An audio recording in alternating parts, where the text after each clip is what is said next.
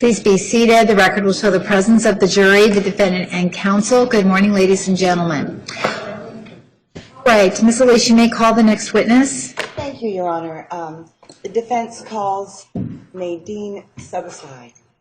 Please come forward right up here to be sworn.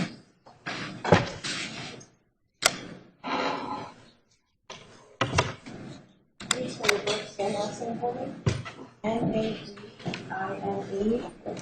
Nadine-Sabulsky.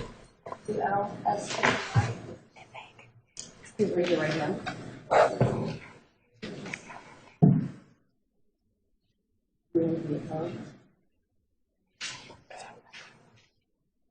There's no confirmation or yeah.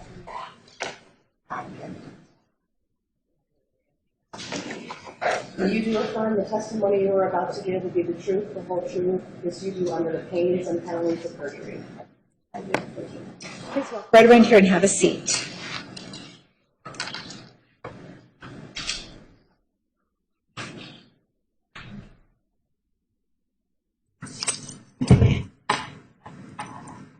Ms. Elise, you may begin. Thank you, Your Honor. Good morning, Nadine. Good morning, Tracy. So, you were the first person so far to swear in a little differently. What just happened?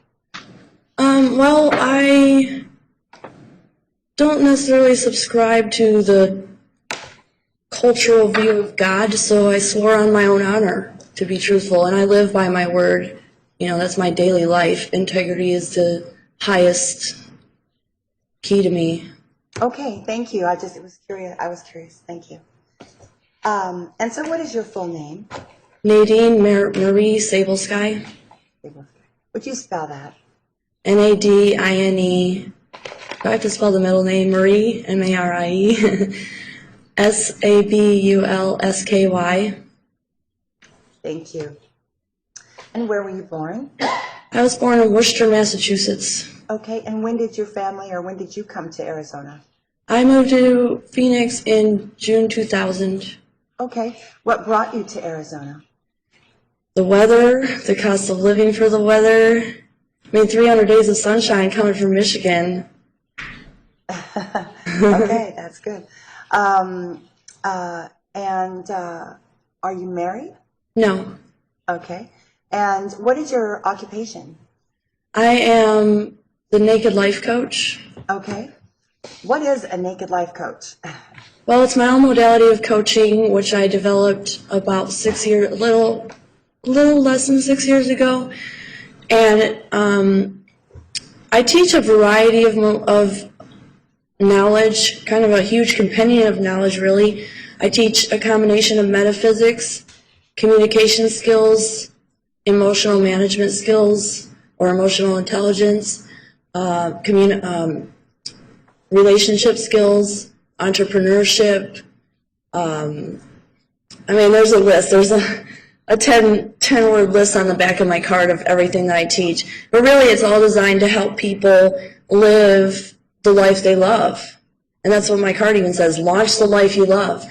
It's all the things you weren't taught in school, that the skills that really should be taught in school, in my opinion, to help you live a full and rich and authentic life. Thank you. And so that's life coaching. And thank you for giving a description, because a number of people have mentioned that. And then I have to ask the question everyone wants to ask, why naked? Yes, everybody does ask that. And of course, some people ask that and then they tell me their answer.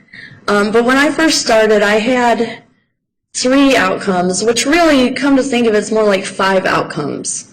So the first outcome is that when we're naked together, it's very symbolic. We have nothing to hide.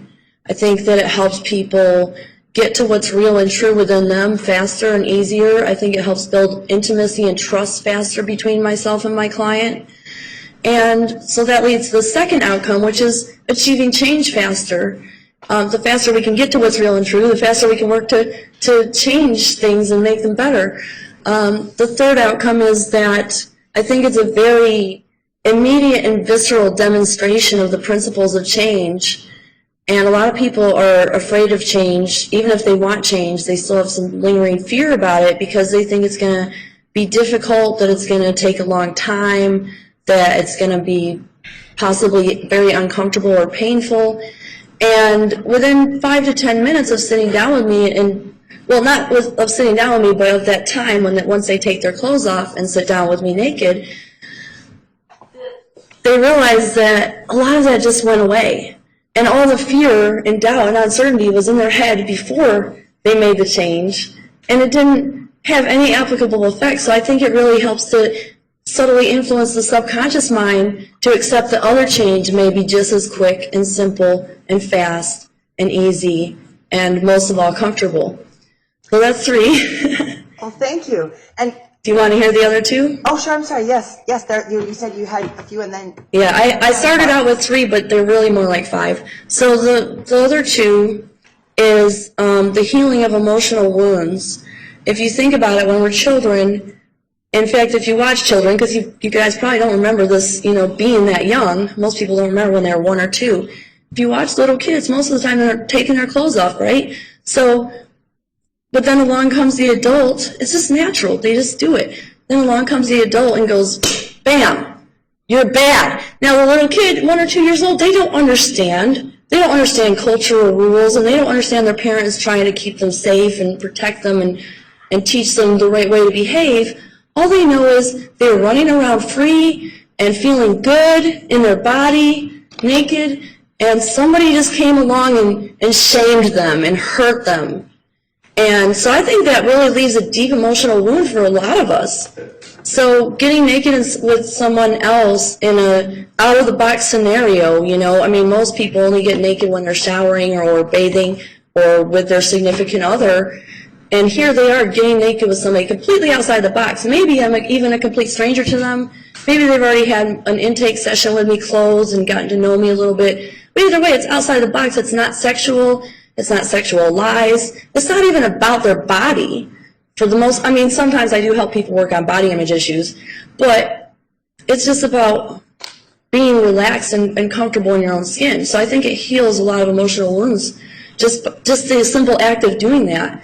And then finally, the 5th outcome is that freedom factor. Again, we're even beyond that childhood wounding experience, we have layer upon layer in our culture of body shaming and of self-shaming, and it goes beyond body shaming. It goes to like how you look and how you present yourself with clothing and what you do for work. And there's all these layers of you shouldn't be. Who knows what it is? No matter what you decide to be, there's somebody out there saying you shouldn't be that. Right? So I think that freedom factor of just releasing all those layers of self, the masks that have built up, I think that's an outcome of getting naked in session as well. thank you so much. Sounds like there's a lot of good reasons to be naked. Absolutely.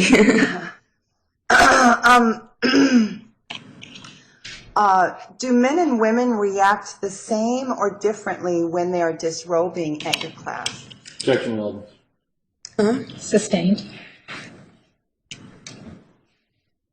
Your Honor, a great deal of this case is about gender. Approach, please.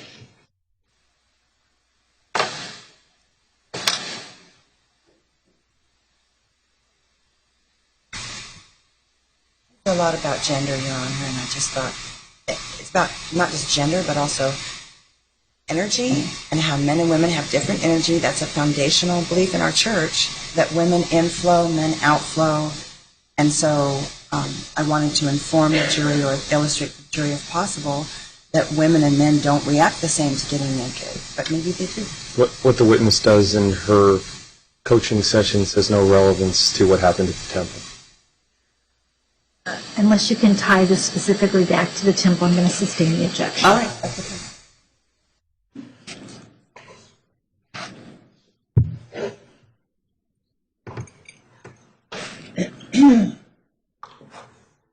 So part of disrobing and becoming naked, does that change how it feels energetically to get naked? Objection, relevance as it pertains to the temple, Judge. Yeah, the temple is an energy temple, and that's why it's relevant. It is All right, an I'm going to energy sustain the temple. objection to the question as phrased. Okay. Okay. We'll just move on. What attracted you to the temple? Well, it's a little bit of a long story, so can I have maybe 5 to 10 minutes? Well, let me break it down into some questions. When was the first time you heard of the temple? How did you hear of the temple? That's part of the long story part. It was manifestation. It was manifestation, which is part of what I teach is metaphysics, that we create the reality we experience. And for about 6 months, I had been wanting to teach what I had learned, wanting to teach manifestation, wanting to teach people how to live the life they love. I didn't have that slogan back then, okay, but it's still what I felt. And I had been wanting this, and kind of feeling stuck as to how to go about starting it. Now I'm an entrepreneur. This is actually my 9th business, but for some reason, the refrain that was going off in my head when I was having this desire was, oh, if I do that, I'll have to advertise on Craigslist. And that was just like such a horrible thing to me. It was just blocking me. Ironically, right about the time the 6-month period started, I was introduced to the temple, but not to the temple. So what happened was a mutual friend who throws parties, fusion parties he called them, because he would attract many people from different communities and kind of make a fusion blend of all these communities, tried to introduce us, a part of his group, to the temple. So he actually arranged a party at the temple, and we were supposed to meet the temple people and get introduced to the temple and what you guys did. So we had the party there, and I was there in the building, but you didn't make it back from Sedona, and therefore we never got in time, and we never got the introduction. So I was aware of the temple building's existence, but not really what you did there. And then this whole time the urge was growing to do this. So about 6 months in, I met with a friend of mine, and he had called me up and asked me to come hang out that night, and he said he was bringing some of the temple people. Well, I didn't think anything of it, but I just went to meet with him to have some entertainment. And we're sitting there, and he's telling me why you guys didn't come, because he said that there had been some... The hearsay and narrative, Jeff. All right, Well, this is the I'm sorry, summary of how I sustained. heard. Next question. Okay. Okay. So let's go back. So you physically went to the temple to attend a party, then, and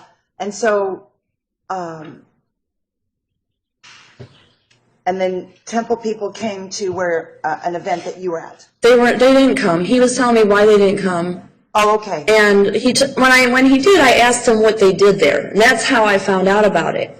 So what he told me was that there were pagan practitioners and Tantra practitioners and healers and herbalists, and I think he mentioned a hypnotherapist, and I don't even remember what all he listed. It was quite a long list of all those different practitioners. When he told me that, I thought, wow, that sounds like exactly what I've been wanting to do. And I literally went down that same night. I asked if there was some people up, and he said, yeah, call and talk to somebody and see. So I called the temple, and I think I talked to Janet, but I'm not for sure. And she said I could come down and get the, not an application, but the practitioner form, whatever you guys called it. And that night, so I did. I went down there at 1:30 in the morning and said, give me the paperwork. I want to sign up for this thing. Yeah. Because I wanted to get into healing work and teaching. Okay. And then was it shortly after that you came back with your photographs? You had the butterfly photographs? Oh, yeah. I think I did it within 72 hours, maybe even the next day. I was highly motivated. I was very excited. This was what I've been looking for. I had that block this whole time about Craigslist for whatever reason. And boom, here, manifestation. It's, yes. It felt like you found something exactly what you were looking for. Yes. And so, and then do you recall meeting with me and discussing the type of ceremonies that we did at temple? From what I remember, I came and filled out the paperwork. I met with Janet when I came back and brought the photos and all that. And she talked to me a little bit about it. But then I had another interview with you before I believe before I actually started practicing there. And when I met with you, what I recall going over was just what your whole body healing session consists of, what the temple mission was, what we were to tell our seekers in session and out of session, what the gatekeeper told the seekers. You went over a lot of stuff in that initial meeting. And we talked about, now you had a background in, you did some adult erotic dance, some gentlemen's clubs. You danced at some gentlemen's clubs. Yes. And so you were looking also to take some of what you were learning about energy there and apply it in a different way. Yeah, in a sense. What I learned from working in gentlemen's clubs over the course of about 12 years in 7 different states was that the gentlemen who came in and most often spent the most money, take me to the VIP room in Vegas for $500 an hour, were not there trying to get laid. They were there trying to have a connection with the feminine that wasn't all gooped up with weird energy and expectations, you know, because these guys, if they try to talk to a woman in the bar, the woman's thinking, what is he hitting on me? Is he gonna answer my number? And there's all this like weird energy stuff going on. So most of the time, those guys, when they came in there and spent all that money, not saying all the time, there were, you know, a small percentage that were looking for sex or whatever, but most of them, even when they're married or not, they were not looking for sex. They were looking for somebody to sit there and talk to them and be a genuine human being with them. And it was no strings attached. You know, yes, I'm paying you, and you are giving me your undivided attention and energy and having that connection. That was what I learned through dancing. Okay. And so now the conversation, the undivided attention, the energetic interaction, you know, was not without having that goop. right. Yes. And then I guess I'm trying to get to, but the fact that it's in a gentleman's club and that you're in a pretty sexy, tiny costume of some sort, that factor is the magnetic factor of male to female. It's a magnetic factor. Yeah, Otherwise, they would just go to a counselor. I think so in a sense. But a lot of guys don't feel comfortable talking to a counselor because they feel it makes them less of a man, less of a person, it's less macho to go talk to a counselor about your feelings. Whereas if they're talking to a pretty girl, they feel more of a kinship or relationship to that person. And of course, you know, being pretty and having cute outfits doesn't hurt. But I will tell you this, one of the girls that I worked with in Indiana was very plain in appearance. She wasn't fat, but she wasn't thin. She was kind of... Back to narrative, Jess. Sustained. Sorry. Question. So it's not always about how you look, even at a gentleman's club. Absolutely not. It's about how you carry yourself. And she carried herself like a queen, and she made the most money of anybody in that club. And that was because she respected herself. Yes, absolutely. Is that rare in the clubs that the women have great Relevance touch. Sustained. Okay. So, and then you began to, I think you did you probably, I don't believe that anyone, okay. So you and I met and we spoke of your dance background, and you at that time said, I think I'd like to design my own ceremony, even in the first meeting or somewhere in the beginning. It was pretty early on because I knew I wanted to teach manifestation and all that. You know, I was pretty solid in knowing what I wanted to do. But I also wanted to learn. I was intrigued about Tantra. I'd heard of it, but I wasn't familiar with it at that point. So I was very intrigued to learn more skills, more knowledge. Great. I'm a sponge for human potential knowledge wherever it comes from. Oh, that's great. And so you did you probably did the theory of practice and maybe whole body healing. Yeah. And then did you do a threshold with anybody? A give receive? Yes. You did a give receive with someone? I don't remember that. I thought you meant the threshold, like the first session I did with somebody that was kind of like your test person. Where you give. The threshold also involved choosing a healer and receiving a healing? Did you do that? Oh, yeah, okay, I remember that. Yes, I believe so. I think I did one with Debbie, but I don't recall exactly for sure. Okay, so you chose a female healer to receive from. Okay. Or Sophia. I did it with Sophia. How could I forget Okay. that? You Of received from course. Sophia. Yes. Okay. She was awesome. And so,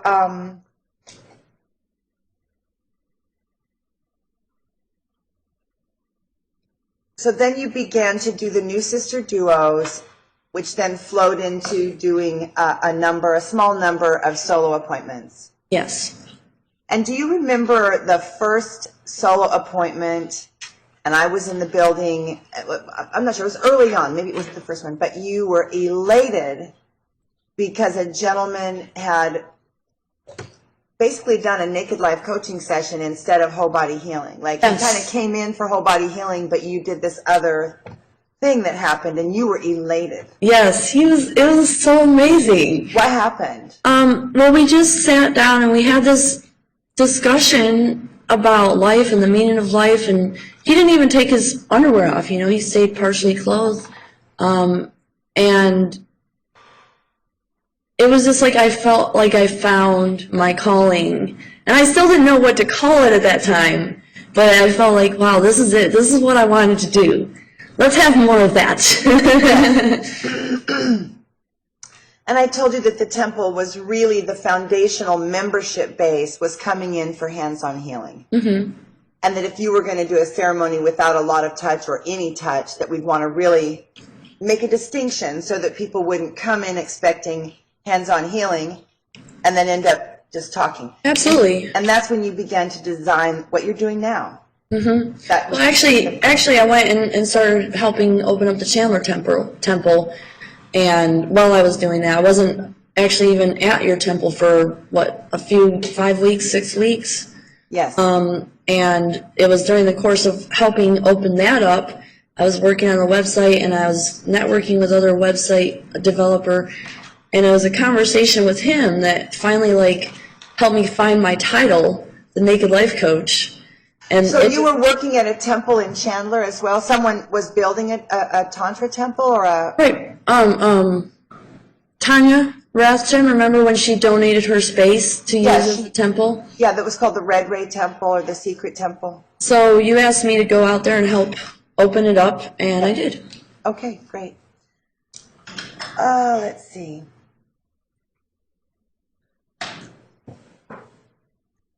And then you began offering the group class, you began to offer a group Naked Life coaching as well as classes. Yes. What's the difference between a group session and a class? Well, a group session is where everybody in the group has an equal allotted amount of time, and I work with them individually. And is this where they're undressed? Yes. Okay. It's clothing optional. I've always given that option if somebody is uncomfortable, and I've had people sit in the group and remain clothed, and that's okay. And same thing, I've had clients remain clothed. It's not forced, it's not like you have to get naked to work with me. I'd say probably 15% of my clients remain clothed between group and one-on-one. And when you're coaching and they remain clothed, you go ahead and disrobe? Objection, relevance, Judge. Sustained. Okay. And then, okay. And you said that in the dancing and in the coaching that you felt that men had a need for a no strings attached experience. What does that mean?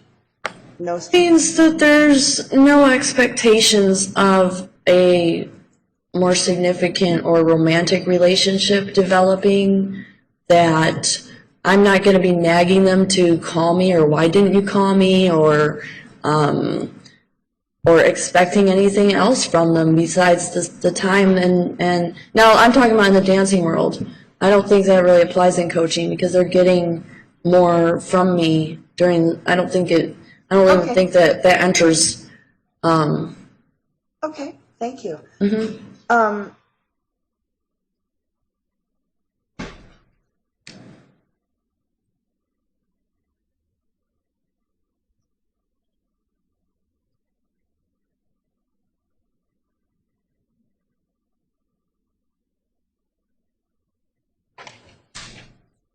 Just covered a lot of this.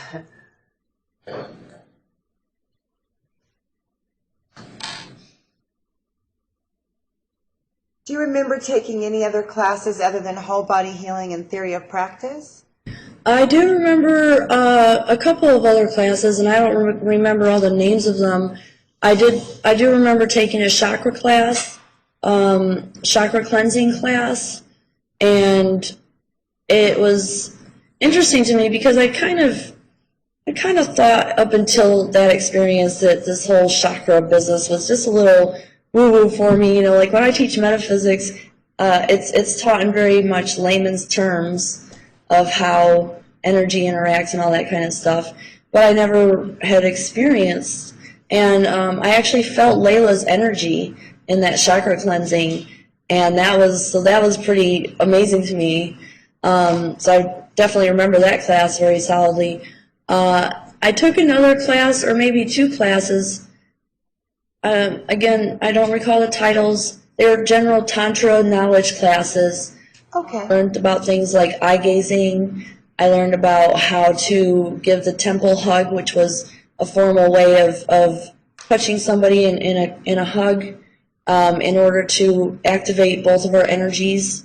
And I also noticed when I did that properly that there was quite a lot of heat, you know, just generated. Not sexual heat, but just actual physical, like, woo, starting to sweat here. That was pretty wild. You know, I had never done energy work of that sort. And also just learning how, I think maybe it was a magnetic polarity. I think it was a polarity class, learning about how, you know, like we send and receive energy physically. Which hand is a giving hand and receiving hand, and the heart, you know, giving and receiving and aligning the chakras when you sit with somebody, like whatever you call it, when you sit on the person with your legs around them and That's the yab yum. Yab yum, okay. See, I don't remember all these terms, but sitting yab yum and aligning all the chakras between both people and a bunch of stuff like that. It was very, very educational and interesting. Could you tell us and the jury, everyone, what do the chakras have to do with orgasm? Or chakras and sex? Because the state's having a hard time understanding that the ceremonies involved sexuality and chakras. Could you address that from your base of knowledge? Well, the cumulative, Judge. Oh. Approach, please.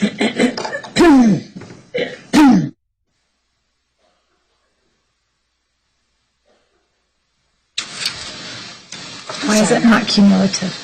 Well, I'm sorry, Your Honor. I know that the state has acknowledged that chakras have to do with sex and orgasm. If they're willing to stipulate that chakras have to do with sex and orgasm, I don't have to bring it up anymore. They ignored the chakras the whole time. So if they're saying, yeah, chakras have to do with sex and orgasm, then I don't have to ever bring it up again. But I don't think that's what they're This saying. testimony has been elicited a number of times from various witnesses and has been responded to by various witnesses, Judge. At this point, there is no relevance to an ongoing conversation about, in the line that Ms. Elise just asked. Ms. Elise, here's my concern. My concern is the witness testified she didn't know anything about the chakras till she came to the temple. So it isn't part of what she taught there. It's something she learned there. So you're asking her a question about something that she was learning. Correct. Okay, yeah, if you think that. Okay. All right.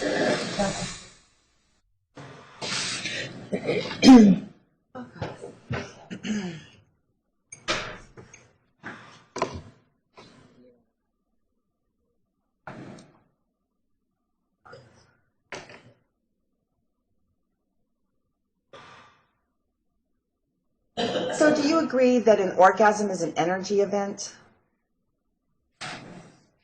There are different kinds of orgasms. And yes, it's always an energetic event, but there are also purely energetic orgasms. There are also other forms of orgasms, such as mental orgasms, which we call epiphanies.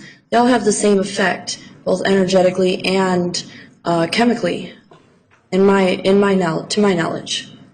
So another way is that something new comes in and we're released from something that's holding us in place. Mm-hmm. That's a new idea. An epiphany releases you from being stuck in your brain. Yeah, or it suddenly clicks into place everything that you knew separately. It like puts it into the puzzle so you can see the whole picture. Or, it's different people describe it different ways, but different people describe an orgasm different ways too. I think really they're the same thing. They do the same thing to us physically, energetically, and chemically. Our body's nervous system isn't just the spinal cord and the nerves. There's actually almost like a secondary nervous system, which is comprised of the chemicals that our brain releases or that our mind tells our body to release.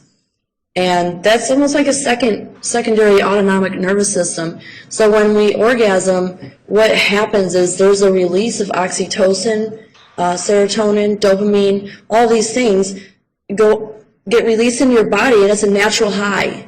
It's the best high there is, okay? It also happens from exercise. It happens from other things. So that's why, sexercise is the best exercise, right? Because you're getting both the orgasmic release as well as the endorphins and everything you get from exercise. So for you, orgasm is a healing event, or it can be. Oh, absolutely. Especially, it is as long as it's done with someone or alone, free of emotional damage. So, for example, if you're being abused sexually, even though you may orgasm, that's not a healing event. Does that make sense? Yes, it does. Thank you.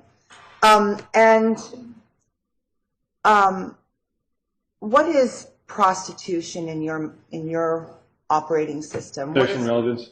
Okay. The Phoenix Goddess Temple was charged with being a house of prostitution.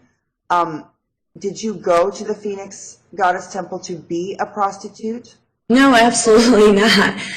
In fact, I was a little afraid of that when you first used the term orgasm and release about the whole body healing sessions. And then when you explained it, I got it. And actually, my learning since then has even more strongly reinforced what you explained back then. But coming in from a dance background, it was a little intimidating to me. And I'm like, hold on here, wait a minute, I've never done that in my life, and that's not what I want to do right now. So I was a little nervous until you explained it, and then I actually experienced, doing some whole body healing sessions, and I did not feel that it was prostitution at all in any way, shape, or form. So whatever happened energetically was it was a continuum.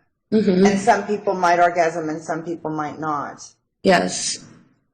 Did you ever do any ceremonies when you were practicing where you didn't touch the other person at all? Yes. That one that you just mentioned, the sci-fi guy was what, I thought of him as, because we had a great commonality that we both loved sci-fi, and that was kind of kicked our... He didn't even take his underwear off. We didn't touch. We just sat there next to each other and talked. And then I believe another one I did... I can't recall all of them, but another one I did, and I recall this one because it was the only time I got to use that beautiful ocean room with the big tub. And I love hot tubs, by the way. In fact, my founding of the Naked Life Coach began in a hot tub. So I remember that one, and we didn't touch at all. We just sat in the water and talked, and he actually came back several times to see me. And so... when people came to you and the temple had the requested offering of $204 an hour, did people give you less because something sexy didn't happen? No, in fact, I don't recall anybody leaving without donating, without putting the donation. I never asked for it either. They just received what I had to give and gave what they had to give. I never asked for it. They never mentioned it to me or asked for anything different than what I was giving them. So they were respectful. Oh, absolutely. They were totally respectful. And basically you were leading what was happening in the ceremony. Yes. You were in charge. Okay. And I will say that was one thing that I really liked about it, was that I was free to choose what I wanted to do totally throughout the session. If I felt inspired, I never did have sex with anybody, but I liked the fact that if I met somebody, and I was single at the time, and, hopeful romantic, I liked the idea that if I met somebody that it could happen. Never did, but So Temple was not telling you to have sex, and Temple was not telling you you can't have sex. exactly. It was just a sacred space to explore together. Okay. Is that yes? Yes. And what do you, so you were at Temple, but you were really focusing on your modality, and you began teaching the group sessions. And then, do you recall when the article came out, the New Times article? Yes, and actually that was quite a shocker because they had interviewed me and Ritual David, who was helping me set up the Chandler Temple, and what they told me about it was that they were going to do an article about fun things for couples to do on Valentine's Day. And they told me they were interviewing us and they were interviewing the Goddess Temple. And I was waiting and waiting for that article to come out. You know, I was excited about it. It was about a year after I'd started practicing, right? I started in February and it was supposed to be coming out in February. And I didn't see it on the stands for the Valentine's Day issue. And then I saw the reporter at a nightclub later and I asked her, what's up with that? You know, when's it coming out? Because I was all excited. I thought it was going to be great for both the temples. And she goes, well, I dropped you from the article, and you're going to be glad I did. And that's all that she would tell me. And then when it came out on the stands, I was just drop dead shocked at what she had actually written. I mean, I wasn't there for the other interviews, but you know, the presentation that she was going to write up an article about fun things to do, and then turning it completely, I mean, whoa, where'd this come from? But then I found out that another friend of mine had been treated the same way by the same reporter, and also similarly, 6 months later, same as with the temple, their party got raided. They used to throw private parties. This reporter called it a speakeasy 16 times in that article, and 6 months later, Sustained. So you've directly experienced journalism that is unfair in its presentation of your life. oh, more than that, actually. I quit reading Reader's Digest because of that. Okay, thank you. And then the next thing that might have been shocking is, how did you hear about the temple being closed through raids? I actually don't recall exactly who or how I first heard about it, if I heard about it through this person, but what I remember, the first time I remember hearing about it, if that makes sense, I was actually contacted by a lawyer out in L.A., Stephen Michael King, yes, thank you. Stephen Michael King contacted me and was asking me if I had any knowledge about this, and I guess he was working on your defense. And he told me... It's all hearsay. Okay. Sustained. Next Thank question. you, Your Honor. How important is language in shifting someone? How important is the actual words that you use to actually shift someone to a new place? Relevance. It's relevant, Your Honor. We're literally here because they use their Approach, words. please. And we use Approach, our please. words. Approach, please.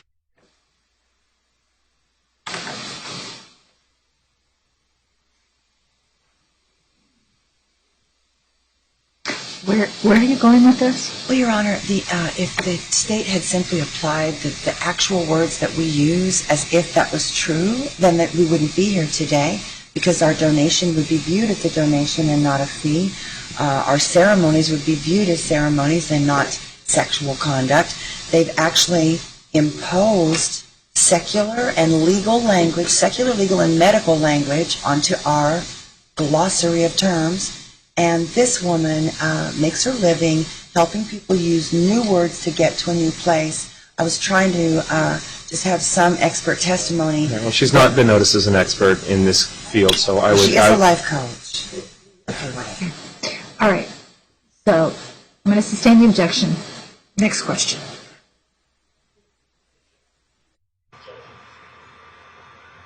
Approach, please. Ms. Elise. I didn't want to stop the proceedings, but is there a possibility that I can talk to my client for a quick second? Sure. Absolutely. All right. Ladies and gentlemen, we're going to take a brief recess, approximately 10 minutes. Please remember the admonition. Does that include me? Pardon? Does that include me too, or just? Yes. Okay. Mr. Atkins. Oh, my goodness. Okay. Okay, okay.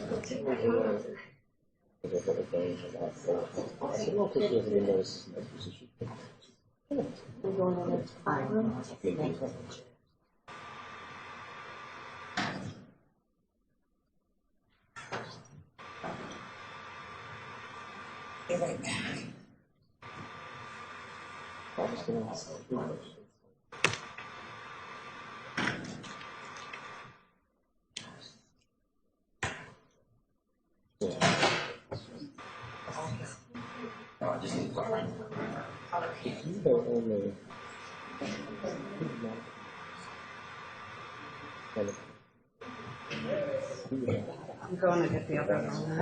Or get mine.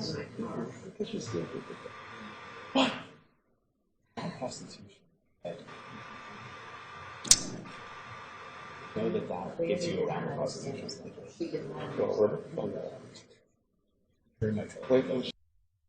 Dancer. Okay. Yes.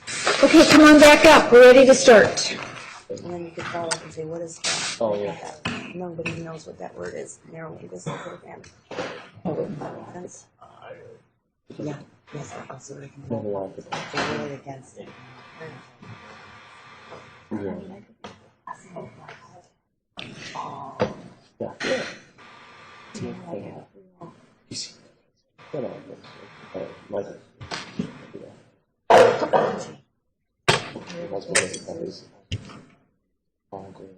Oh, gosh.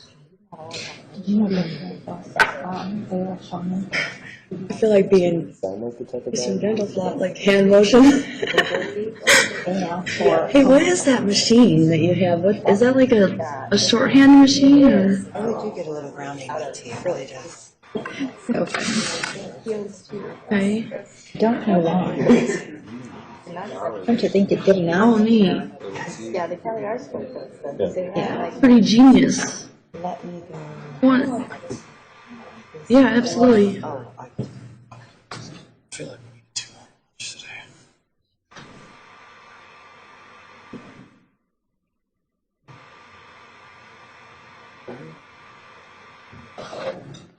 Okay.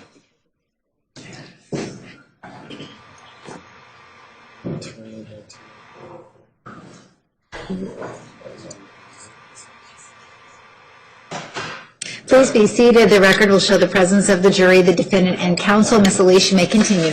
Thank you, Your Honor.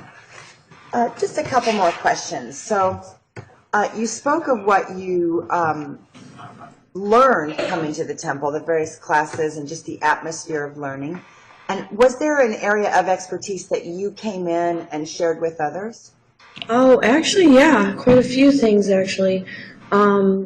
Well, coming to the temple, you already mentioned my dance background, but my background as far as educating people is quite extensive. Starting at a very young age, I began to learn about metaphysics, about linguistics, about... Linguistics. What is linguistics? Objection, relevance. Sustained. Also about, sorry, I lost my train of thought. Oh, The gifts you brought to temple, you brought some professional training and some gifts that you shared with others. Let me ask you this. Was the temple atmosphere was such that you didn't have to be in a class to learn, you didn't have to be in a private ceremony to heal, that was just going on in the hallways, the kitchen? yeah, absolutely. I mean, that place was so full of good energy. I mean, it was a hive of intellectual and energetic exchange for sure. It was permeated with it. It was great. So you, when you came in, you do work with language and how important that is in shifting people, and temple would have given you some basic words that you were going to use as a practitioner? Yes. And so,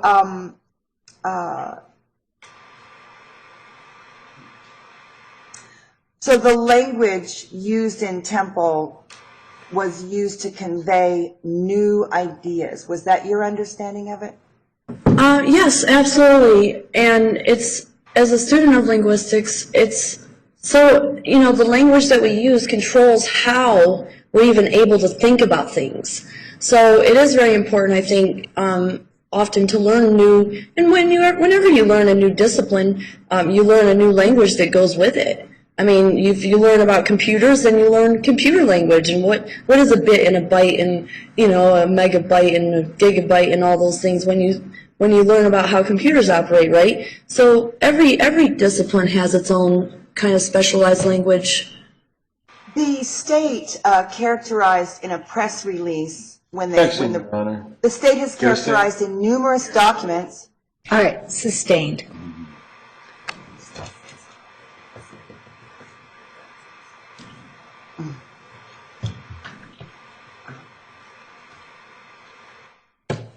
Assertions have been made that the temple used the language that we had to evade the law, which would then say those words don't mean anything. In your experience as someone who works with the brain programming around words, did the word seeker mean something different than the word John to you? Oh, absolutely. A How about the seeker, word seeker versus customer? yeah, absolutely. A seeker What's the applies difference? somebody that's coming, that's seeking, that's looking for growth, knowledge, new ability, all kinds of things. It's somebody that's seeking, that's sincere, that's genuine. They're not just there to spend a few dollars and get temporary relief. They're there to learn and grow as a person. That was my impression of what that word meant and what I encountered there. So the language actually did convey bigger ideas. Absolutely.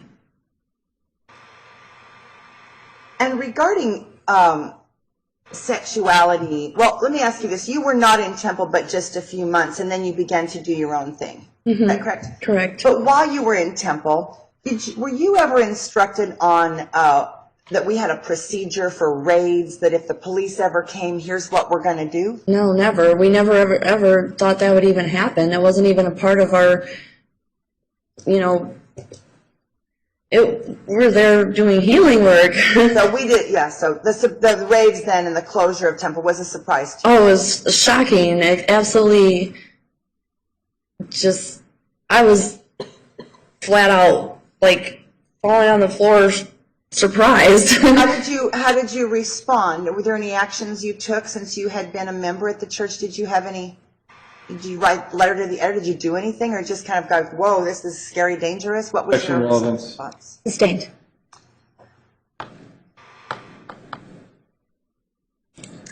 This case is about sex for money, and yet the word money is a generic word for currency. Do you agree? Yes. And then the statute says fee. What is your understanding of the word fee? Objection relevance is to her understanding. Sustained. Okay.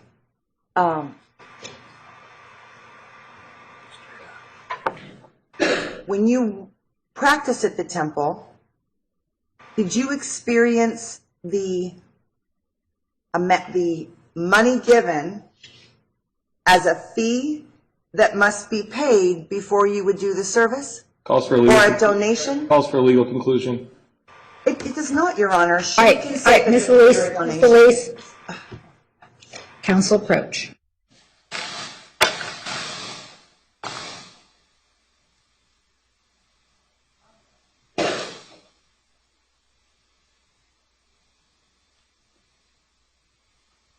Do you want to make a record? I'm having a hard time. I can just straight out ask you, did you ever sell sex for money? But I'm trying to get to, they're going to have to decide whether this was a fee or donation. In fact, this entire case rests on whether this was a fee or donation. I need to get to the idea of whether we thought it was a fee that must be paid or was it a donation. Well, then you can ask a Really. question about that, but you can't ask her to explain. To either or, okay. All right? All right, thank you.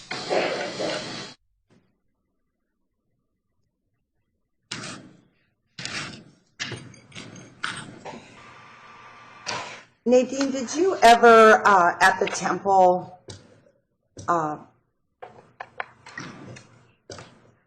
offer a specific sexual act for an amount of money?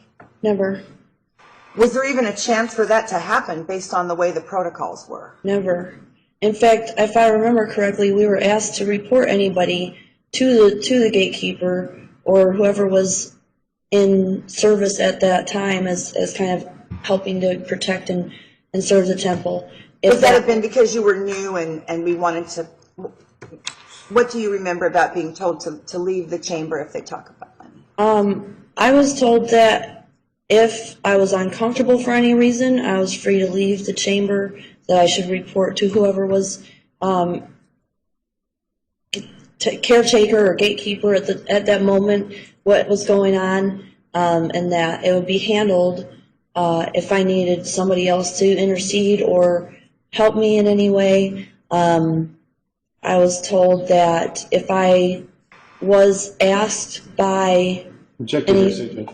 Were you ever propositioned by a seeker to do a sex act for money? Objection, asked and answered. I don't So think you so. may answer. Were you ever propositioned by a seeker in the chambers to do a sex act for money? Not that I recall. So most of the men followed the seeker form and didn't talk about money in chamber. None of them ever did to me. Okay. And while you were practicing there as a teacher and a practitioner, there would be times when you would take a portion of the money that was given to you, whether it be a class or whether it be I don't know if there was what was happening with classes, but you were then going to give a portion to the temple? Yes, I tithed to the temple. And that was to hold, did you feel you were helping to hold space, helping to pay for the sacred space? Yes, I felt like, just like any other church, that I should tithe. And now I know I said I'm not religious, but I was brought up Seventh-day Adventist, and tithing was a big part of that, you know. And so, yes, I felt that since I was there, being in part of that spirituality, that I should help support it in any way that I could. Did it make you feel good to know that your money was actually helping, like, build a fountain over here or build a little art over there? The place was so beautiful. I was so sad when it got taken away. It was so beautiful. I mean, every single room was just a work of art itself. So yes, I felt happy to be supporting such a thing. Did you feel like it was your temple too? Absolutely. Did you feel like it was completely the temple belonged to any one person? No, I felt at home. I felt connected. I felt like we were all in the boat together and trying to build something greater than ourselves. Thank you.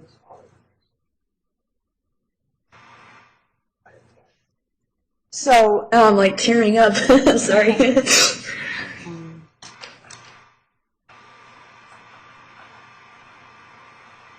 so to be specific, did you see over time that donations giving were improving the building and adding programs? Yes, the whole time I was there was ongoing, more decoration being created and more art, and, during the time that I was there, when I first came there, the ocean room didn't even exist, and that was built in the time I was there. And the temple, or the School of One, was built in the time that I was there, or opened up. I don't think you had that space. I think you actually expanded into that space and started working on creating the school aspect. So yeah, it was constantly being grown and improved as much as possible, as fast as possible. Are you a law-abiding citizen, Nadine? Objection, relevance. Overruled. You may inquire. Oh, I'm sorry. I apologize. Do you see yourself as are you a law-abiding citizen? Yes, except for financially.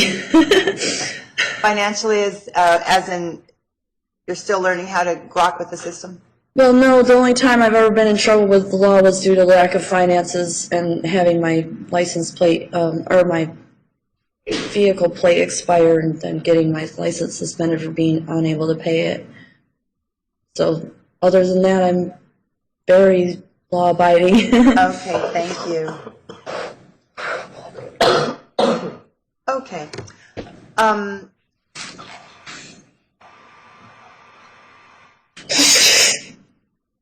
Sorry.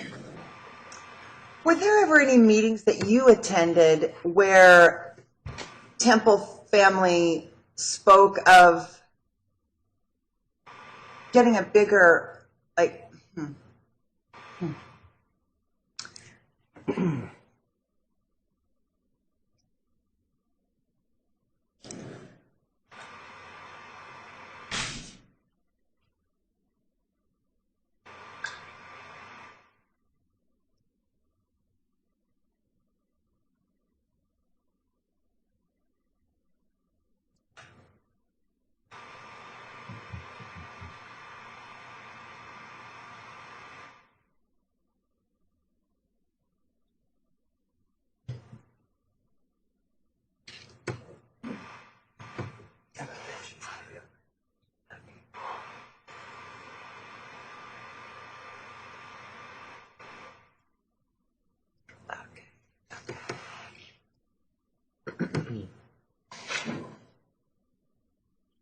would you characterize the money that you gave to the temple as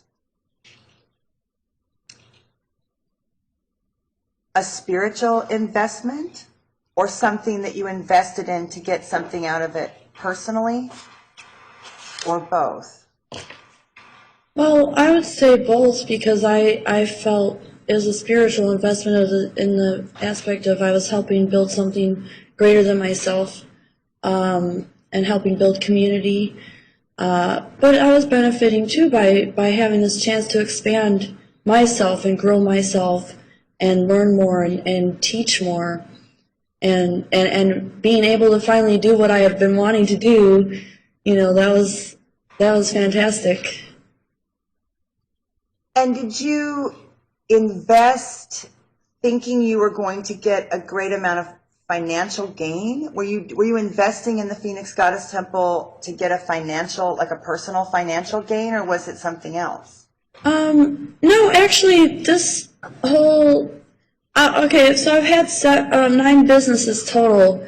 This is my 9th business, and as an entrepreneur, I've started many businesses with the goal of making money and what can I do to make money. And this business I actually started purely out of the desire to do it. And I figured, you know what, the money can take care of itself. I want to do this. It's my passion. It's who I am. So. Okay, and so when you grew up in the Seventh-day Adventist Church, you did tithe or gift the church. Yes. And then you've invested in businesses. Was the money that you gave, did you feel you were tithing your church? Yes. Okay. Thank you. I don't have any more questions. Thank you. Cross-examination. Quickly, Aaron. Good morning. Good morning. Nadine, you testified that after going through at least the initial, you took a couple classes from Tracy. Was the theory of practice one of the classes? Yes. You've testified that you did just really a couple of sessions, but the real focus and your passion was doing the naked life coaching, correct? Yes. Okay.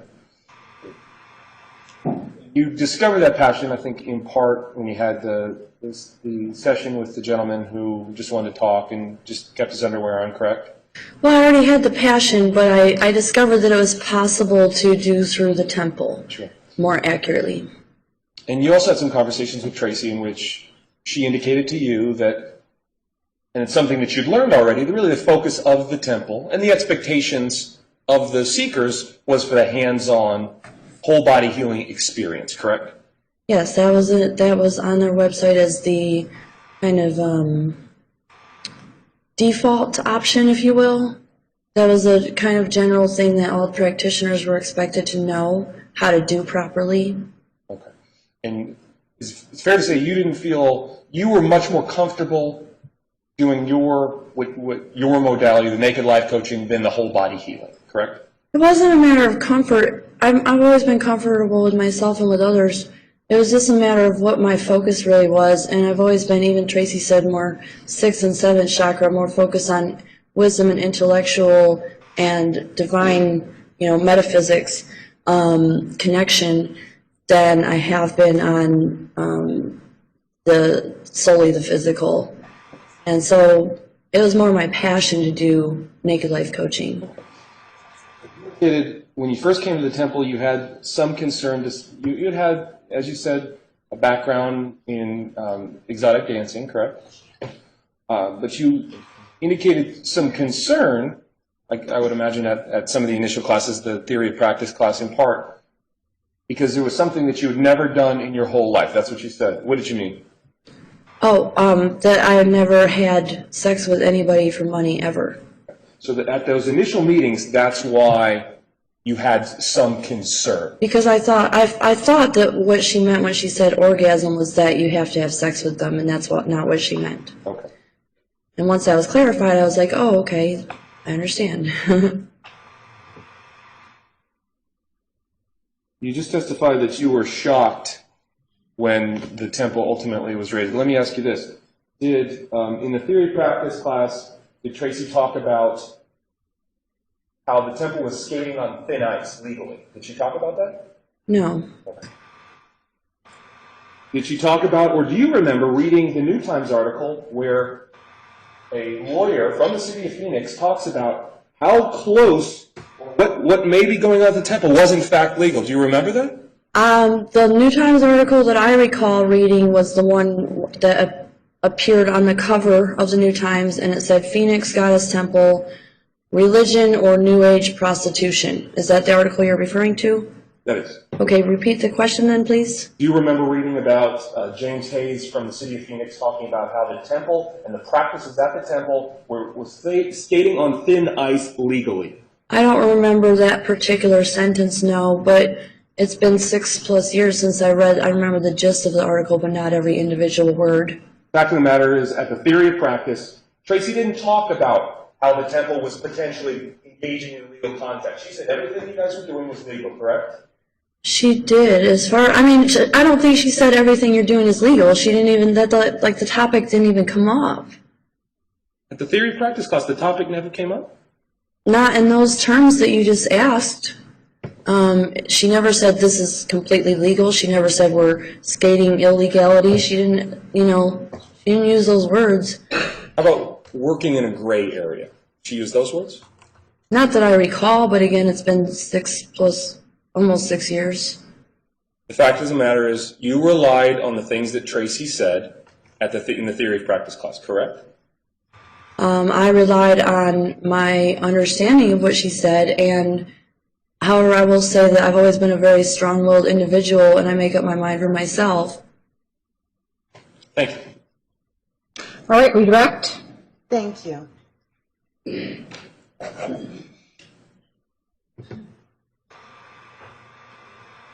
So theory of practice is a discussion of how we operate as energy healers. Does that sound about right? Mm-hmm. Is that yes? Yes. Sorry. Sure. And it's been a long time, I know. What do you remember about that? Do you remember the idea of self-sovereignty, being a self-sovereign being? Yes. And that you had to be... that really resonated with me, too, because of some other experiences that I had around that same time. And also that the main idea at the temple was energy healing, getting energy that's stuck to flow, that kind of thing. Yes. And do you remember how... were words like... oh, gosh. You were very particular about what words to use, what the gatekeeper told people on the phone, what she was to tell them if they asked questions like, oh, can I come down and get a blowjob? No, you can't, actually. And that was a lot of what reassured me when I had that initial apprehension of it being something illegal. That someone could just ask for a sex act and receive it. Right, and when I found out that no, that's not, that's absolutely like anathema, that's like blasphemy in church. Yeah. For that to happen, then that was very reassuring. As a coach, if a man has the experience of successfully buying a sex experience, and then he has another option where he has to kind of flow into a real zone and be real with that woman? Was the temple promoting that our seekers had to be real and they couldn't just purchase a sex act? Yes, and I will even say that nobody ever asked me to do anything specific, act or otherwise, which I thought was quite surprising, because coming from a dance background, all right, not every single customer would ask for that, but there was a percentage, you know. There was like a 10-15% chance that they're going to say, oh, by the way, do you do this? Or, you know, can I take you home or whatever?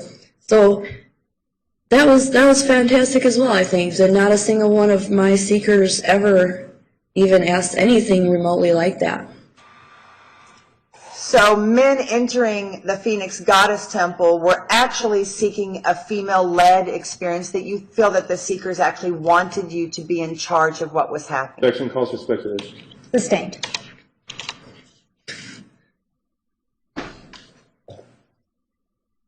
Is being the empowered female guide part of being a practitioner in the Goddess Temple? Objection outside the scope. Sustained. Okay. And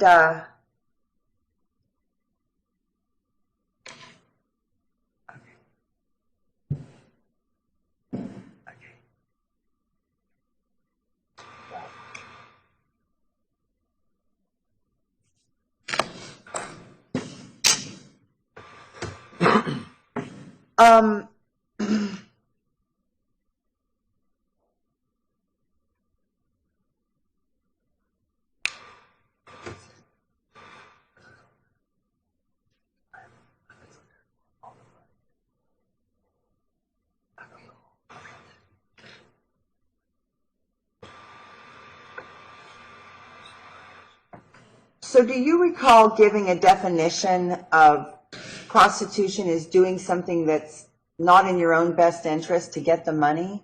Objection Something outside. like that? Sustained. In your books, have you ever addressed the issue of Outside the sex? scope, Your Honor. Okay. Sustained. Yeah.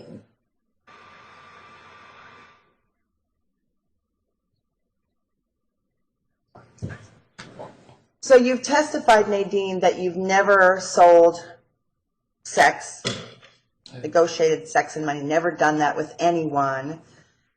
Correct. And that's inside or out of temple. Correct. And so, therefore, the money you received from your seekers was for the total experience, not for any one thing that happened. Correct.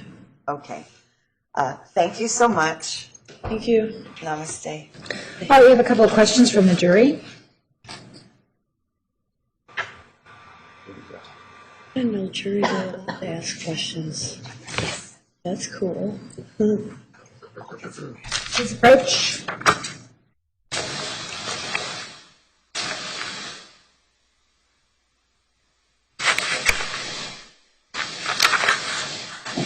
All right, we have jury questions 95 through 98. Any objection?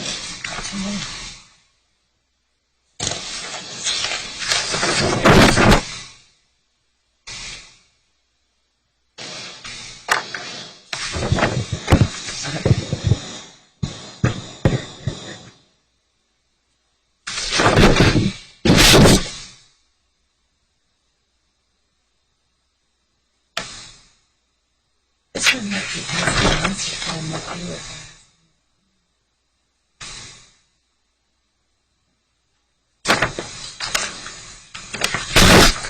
Judge, yeah, I'm sorry, Judge. That's okay. Go ahead. I don't have any objection to that. You're going to object to this one, I'm going to read it. Objection. Second prayer 96 is calls for legal conclusions, probably not appropriate for this witness.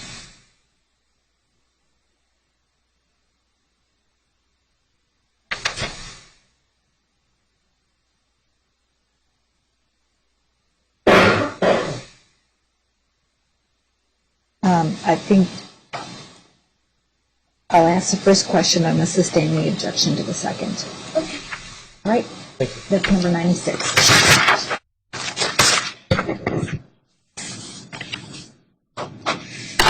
All right, the jurors have some questions for you. When you held sessions with seekers, did they include genital contact and ejaculation? There was full body contact, but there was never ejaculation. Please clarify what Tracy specifically said to put your mind at ease that the sessions were not prostitution. Oh gosh, the exact words all these years later I don't recall, but it was during the either during our interview or during the theory of practice when she just explained how the temple worked, and that's the thing that I think we already covered, but I'll repeat it again, about how the gatekeeper was to guide the seeker and or deny the seeker if they asked for specific acts, or if they said, hey, do you guys do this in reference to a specific act or a specific sexual act, that the gatekeeper was just to say, no, you're talking to the wrong place.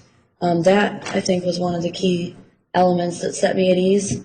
When she explained that when she said that seekers should experience an orgasm and then defined it in energetic terms, rather than talking about ejaculation, talking about the full body orgasm or the energetic orgasm, that also, I think those two are probably the main key elements. If you knew nothing illegal was going on at the temple, why were you surprised the seekers did not ask for a sex act? You said they were all coming to see you for coaching and talking. I was surprised because in my experience in the secular world, including in the nightclubs as a dancer, but also just going to regular bars, I've been propositioned by men many times for sex for money in various forms. So that's what surprised me, was that the population that was coming to the temple was different than what I'd experienced in the secular world. What was your goddess name at the temple? My goddess name is Rose. All right, follow up from Ms. Elise.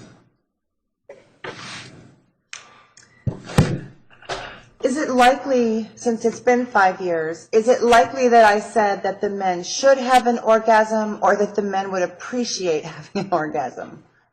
Did I say that orgasm was mandatory? You didn't say it was mandatory.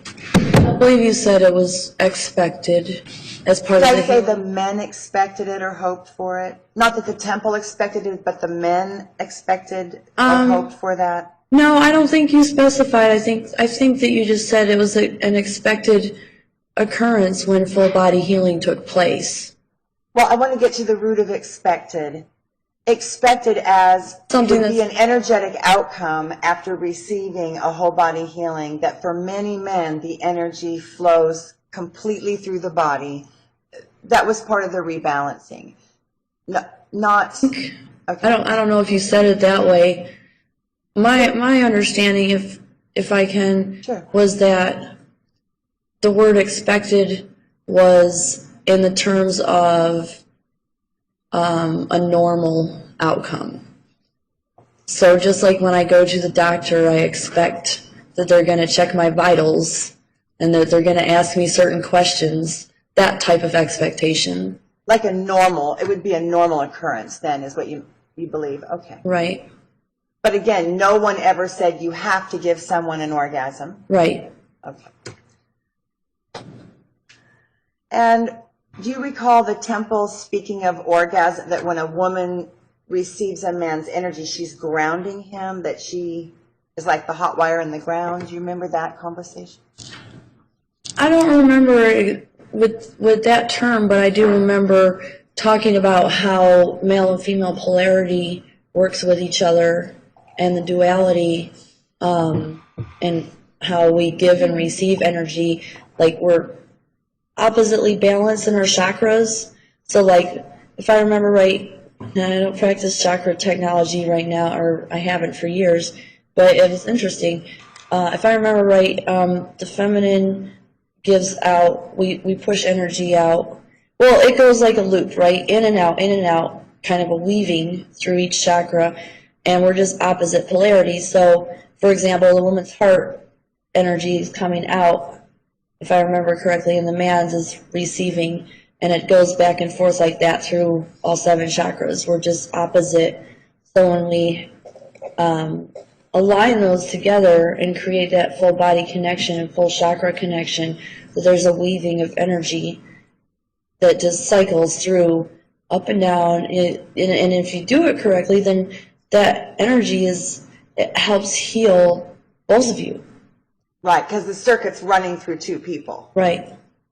So 2 people, 1 circuit. Yes. And that doesn't require any sexual act. That's simply aligning and allowing the energy to flow. However, isn't it true that the energy that men experience in their red ray is frequently denied? What's the red ray now? I don't remember that. The energy of the root, the red ray energy for the man that outflows in the wand of light outflows with power. My understanding is that the root chakra is based on survival, is the survival chakra, that it's the things like staying alive and having enough food to eat. And I thought, in my understanding, again, it's been 6 years, that the sexual energy chakra is actually the next higher one up. Okay, yeah, there's 2 chakra teaching systems. The polarity one doesn't. There's 2 systems, yeah. Okay.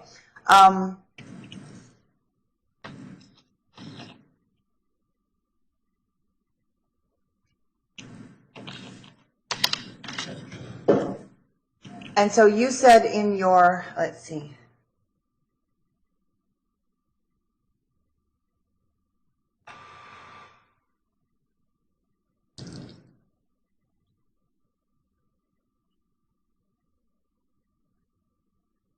So your total experience, the totality of your circumstance at the Phoenix Goddess Temple was that it was educational and spiritual and not sex for money oriented. Objection outside the scope of the question.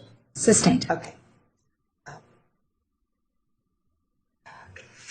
Thank you, Nadine. I have no further questions. Mr. Leiter, any follow-up? Briefly, Judge. Nadine, you mentioned when you did the sessions, and let's be clear, just so the jury understands, you did several new sister duos, and that was with another practitioner, correct? Correct. Okay. And the practitioners that you did the new sister duos were Kiahi and who else? Do you remember? Who?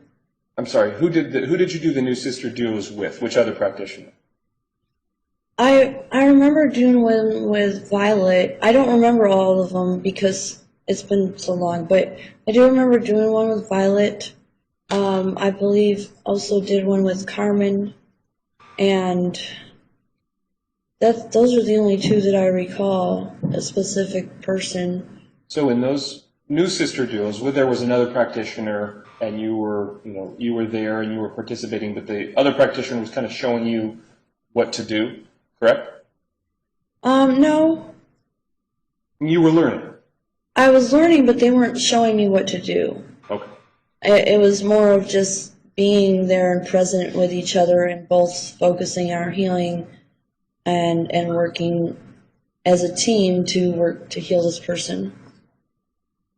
And what you testified to in response to the question, I think from the jury, regarding ejaculation, there was full body contact, the entire body. That's what you testified to, correct? Correct. And that included the penis of the man. There was contact either from you or the other practitioner contacted in the whole body. That's part of the body, correct? Part of the body. Okay. And so there was contact from your hands or her hands to the penis of the gentleman, correct? No, not from my hands.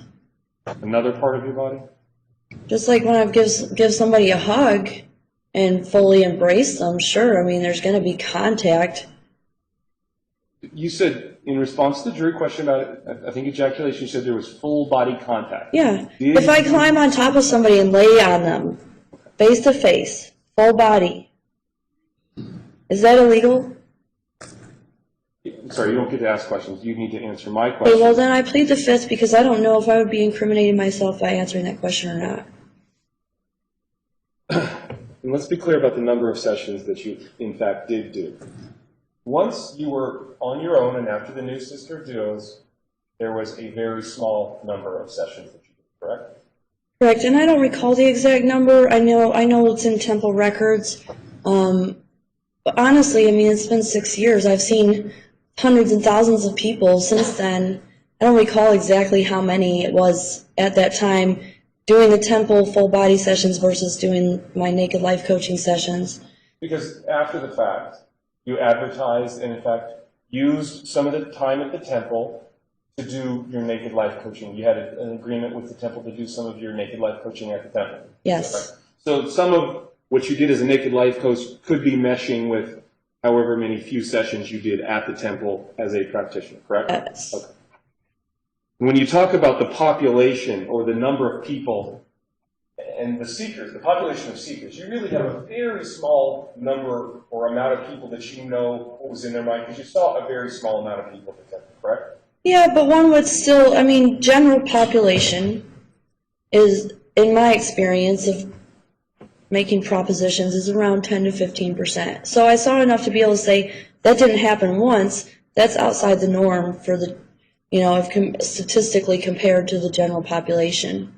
If I even saw 10 people, which I think I saw 10 to 15, I don't recall exactly for sure, then it's enough to give me the idea that this is outside the norm. However, you would agree with me that you have no idea what the conversations were between the gatekeepers and the particular seekers. You don't know what was said in those conversations, correct? Oh no, I know exactly what was said because it was written down and it was protocol to say the same thing to everybody. It wasn't that one person would hear one thing and another person would hear another. We had a consistent message of what we offered, what we did, what the temple was about. You're relying on what Tracy told you the message was, not what you actually heard in the phone conversation. Yeah, I wasn't sitting in listening to the phone conversations, but not just Tracy told me that. I heard that from Janet, who was actually managing the phones, and the other people that were being gatekeepers from time to time. As far as I'm aware, there was no deviation. There could have been, I'm not saying that, but to my knowledge, it was very specific and very clear cut what they were to say and how and who and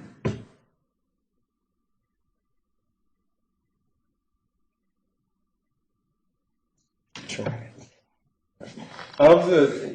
Is it fair to say that the total number of sessions, including the new sister duos, were somewhere in the neighborhood of 10 to 15? probably. Of those 10 to 15, how many were naked life coach sessions? Your Honor, this is outside the scope of the jury's questions, I believe. Follow up to a specific question regarding her experiences and what she All right, experienced. overruled. As far as I recall 2 specific that were naked life coaching sessions. There may have been more, but those 2 I recall specifically. And of the other 8 to 13, you can't say because a lot of time has passed. Yes, it's been a long time. Thank you. Nothing further. All right, thank you. You may step down. Thank you.